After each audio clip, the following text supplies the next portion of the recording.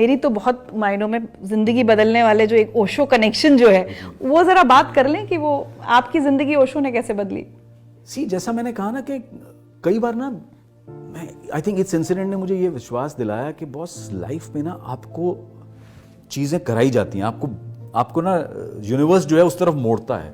तो मेरा एक फेज था जब मैं थोड़ा सा, आई थिंक वो फेज भी इसलिए था बिकॉज मेरे जो दोस्त मेरे साथ रहते थे, राजेश और हरीश किसी फैमिली में किसी की डेथ हो गई थी तो वो चला गया था।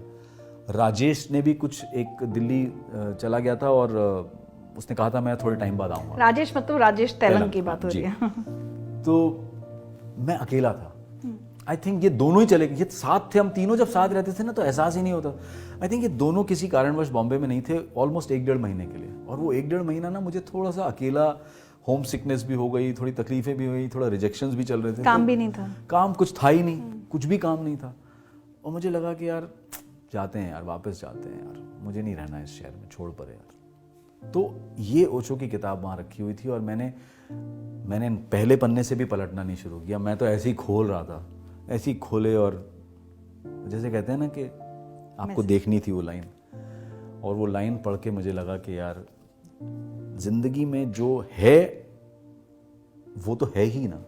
अगर कुछ नया पाना है तो उस जो है उसके कंफर्ट से ऊपर उठना पड़ेगा। क्या लाइन थी वो यही थी कि अगर आप जिंदगी में नए ऐश्वर्य पाना चाहते हैं तो आपको पुराने ऐश्वर्य को भूलना होगा। और मैं चूंकि अब ये बात डायरेक्ट नहीं है, लेकिन मैं क्या सोच रहा था, दिल्ली चला जाता हूँ, घर है, पेरेंट्स हैं, एक कंफर्टेबल लाइफ होगी, वहाँ कुछ काम कर लेंगे, दिल्ली में रंगमंच कर लेंगे। लेकिन फिर मुझे लगा कि अगर मैं यहाँ हूँ तो मैं यहाँ तो फिर सारा रास्ता ब्लॉक करके जा रहा हूँ, ख़त्म कर रहा हूँ, और मैं अब उस ऐश्वर्य को देख रहा हूँ। क्या पेरेंट्स हैं, छत है, सब कुछ तो है, तो यार इस ऐश्वर्य को, पुराने तो को ये तो मिलेगा ही नहीं। अगर मुझे आज इसको पाना है इस शहर के अंदर कुछ, तो मुझे ये भूलना पड़ेगा मम्मी पापा का प्यार और मम्मी पापा का जो है पूरा ऊपर से छत पे आशीर्वाद, वो यहीं से ले लूंगा मैं आशीर्वाद।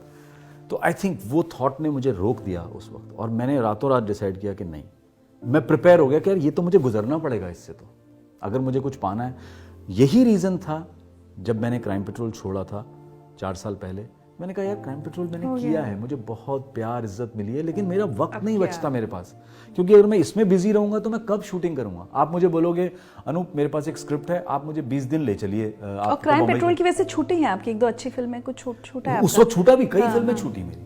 मुझे याद है लाइफ इन अ मेट्रो ये बना रहे थे शायद, या पता नहीं कौन सी फिल्म थी, फिल्म का नाम भूल रहा हूँ। अनुराग बासु ने मुझे एक बार फ़ोन किया था, मैं उनके साथ टेलीविजन में थोड़ा काम कर चुका था, तो उन्होंने कहा अनूप 25 दिन निकाल सकते हो? मैंने कहा हाँ मैं निकाल लूँगा। अच्छा मैं बताता हूँ, एक साथ पक्का। फिर मैंने कहा यार मैं 25 दिन कैसे निकालूंगा, यहाँ तो शूटिंग रुक जाएगी, पूरे महीने में 20 एपिसोड टेलीकास्ट होने हैं। फिर मैंने मैसेज करके बोला, मैंने कहा सॉरी यार, क्या हम ब्रेक्स में कर सकते हैं क्या, कि मैं 5 दिन आऊँ फिर मैं वापस आ जाऊँ, फिर मैं 5 दिन आऊँ? उसने कहा यार पॉसिबल नहीं होगा। And then I realized, I said यार ये करना पड़ेगा, डिसीजन लेना एक बड़ा पड़ेगा। फैसला है। तो अब अगर मैं कहूँ वो भी ऐश्वर्य था मेरे लिए, मेरा कंफर्ट जोन था वो, प्यार इज्जत पैसा सब कुछ था। लेकिन मुझे लगा नहीं यार, अब एक नेक्स्ट स्टेप लेना चाहिए। कोई बात नहीं, खाली बैठना पड़ेगा, 25 दिन बैठ जाएंगे, देखी जाएगी। आपके अंदर से एक रेस्टलेस से इंसान है क्या? जैसे अब सीहॉक जब टीवी सीरियल अच्छे चलने लगे तो लगा रहे नहीं मैं तो फिल्में करने आया था, फिर जब फिल्में अच्छी चलने लगी तो क्राइम पेट्रोल जैसे पकड़ लिया।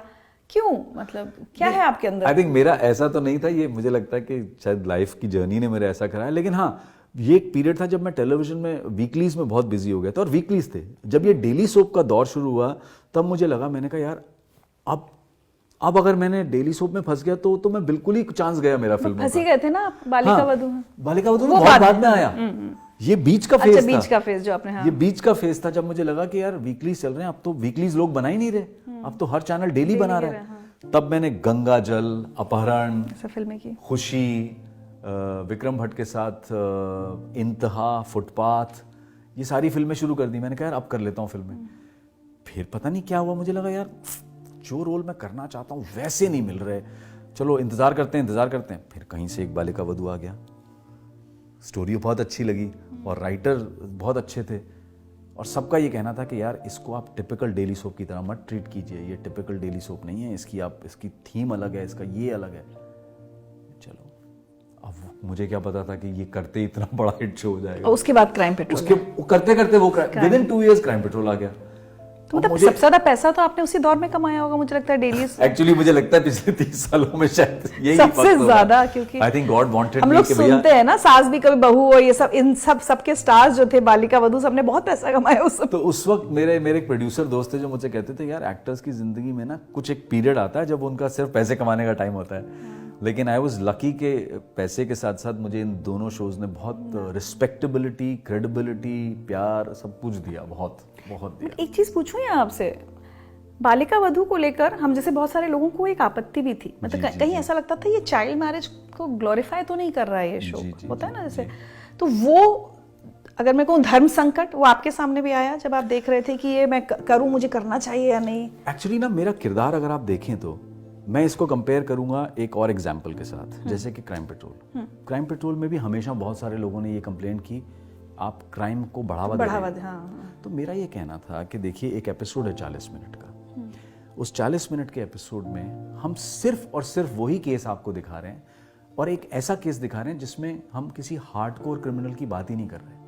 हम बात कर रहे हैं आम इंसानों की जिन्होंने अपनी परिस्थितियों पे कंट्रोल नहीं रख पाए और क्राइम कर बैठे। हम ये दिखा रहे हैं और कैसे उसने वो क्राइम किया और वो बेचारा अंत उसका क्या हुआ। तो हम आपको ये बताना चाह रहे हैं कि आप ये मत कीजिए। आप अगर ये कहते हैं कि हम आपको क्राइम करने की मोडस ऑपरेंडी समझा रहे हैं, तो आप वो क्यों देख रहे हो? आप ये भी तो देखो कि 50 तरह की मोडस ऑपरेंडी को इंप्लीमेंट करने के बाद वो इवेंचुअली पकड़ा गया।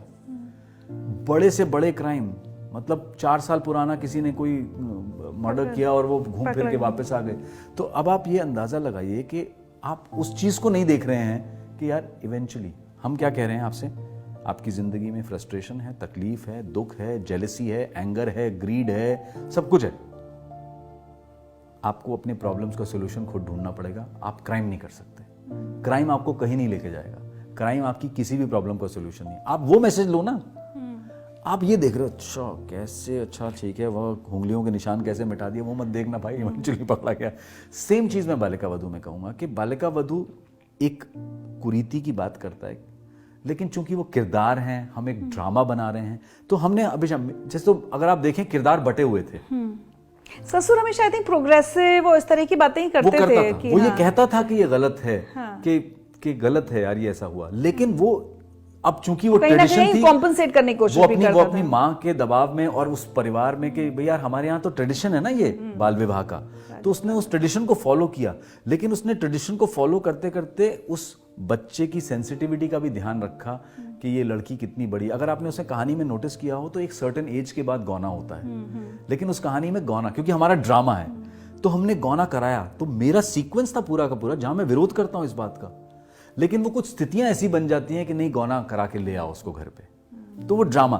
तो कहानी में एक किरदार अगर एक ऐसी चीज को कर रहा है जो आपत्तिजनक हो सकती है, एक किरदार उसको नेगेट कर रहा है और उस आपत्ति को अंडरलाइन कर रहा है कि हाँ ये आपत्तिजनक बात है, तो उसको कैसे ठीक किया जा सकता है। तो ये द्वंद रहा होगा ना जब शुरू में।